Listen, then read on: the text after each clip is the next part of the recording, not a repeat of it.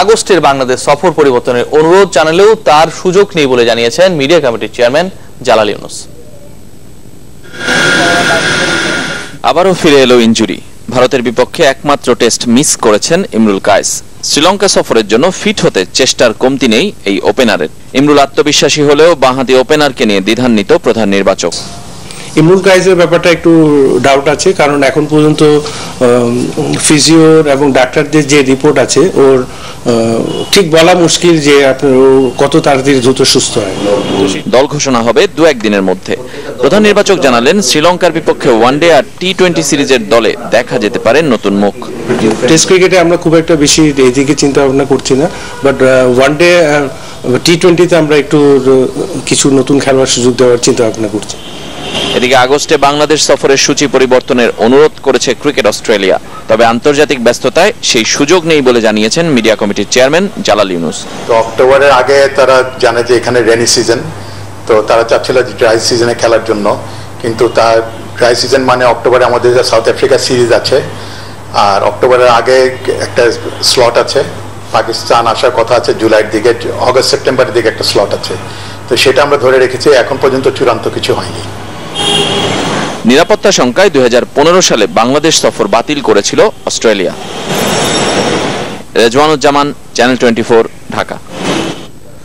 ডান পায়ের লিগামেন্টে অস্ত্রোপচারের জন্য আজ অস্ট্রেলিয়া যাচ্ছেন পেসার মোহাম্মদ শহীদ। মঙ্গলবার ষোলবিদ ডেভিড ইয়াং তার অস্ত্রোপচার করবেন। সুস্থ হয়ে আবারও জাতীয় দলে ফেরার প্রত্যয়ের কথা জানিয়েছেন এই pacer.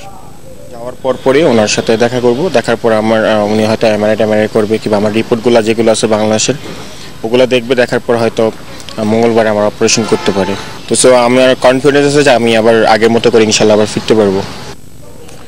Bangladesh cricket league BCL এর চতুর্থ রাউন্ড শুরু হচ্ছে আজ। ভারত সিরিজের টেস্ট স্কোয়াডের 8 ক্রিকেটার খেলবেন 4 ফ্র্যাঞ্চাইজিতে। বিকেএসপিতে বিসিবি নর্থের বিপক্ষে লড়বে Prime Bank South zone.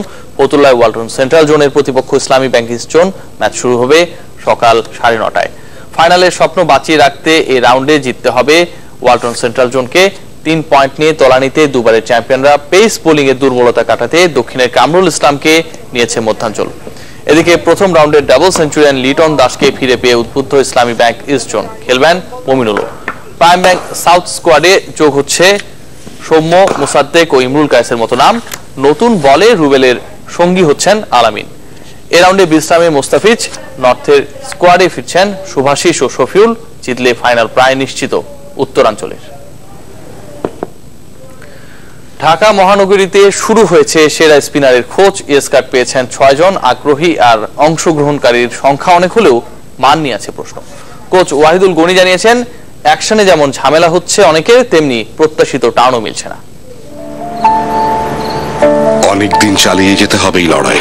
Pace bowler খুঁজে পেতে ফাস্ট বোলার হান্টের সফলতার পর ক্রিকেট বোর্ডের চোখ কোয়ালিটি স্পিনার খুঁজে বের করায়। সেই ধারাবাহিকতায় বিসিবি আর রবির যৌথ উদ্যোগে শুরু হয়েছে সেরা স্পিনারের খোঁজ। 14 ফেব্রুয়ারি আনুষ্ঠানিকভাবে শুরুর পর ঢাকা মেট্রোপলিস অঞ্চলের বাছাই, যার দায়িত্বে সাবেক স্পিনার ও কোচ ওয়াহিদুল গনি। মাঠে চলে বেশিরভাগই এরা কোথাও খেলে টেলে না। বড় জিনিস হচ্ছে যে এনথুজিয়াজম আছে সবার ভিতরে, আসছে একটা আশা নিয়ে আসছে, এইটুকুই। ছেলেদের সাথে অংশ নিয়েছেন মেয়েরাও। স্বপ্ন জাতীয় দলে খেলার। যদি সম্ভব হয় আমার সবটুকু দিয়ে চেষ্টা করব, বাকিটা আল্লাহর হাতে। আর সবাই অনেকভাবে হেল্প করতেছে আমাকে। গ্রাম অঞ্চলে অনেক ছেলে পেলে থাকে ভালো ক্রিকেট খেলে, কিন্তু তারা অনেক সময় সুযোগ হয় না ক্রিকেট খেলার। এভাবে অনেক মাধ্যমে তারা ক্রিকেট খেলার সুযোগ পায়। 300 জন ছিল, তাদের মধ্যে থেকে 6 জনকে বাছাই করা হয়েছে। তো সবাই কম বেশি ভালো খেলছে। স্পিনার হতে আগ্রহীর সংখ্যা অনেক, তবে মান নিয়ে আছে প্রশ্ন। তারপরও আশাবাদী ওয়াহিদুল গনি।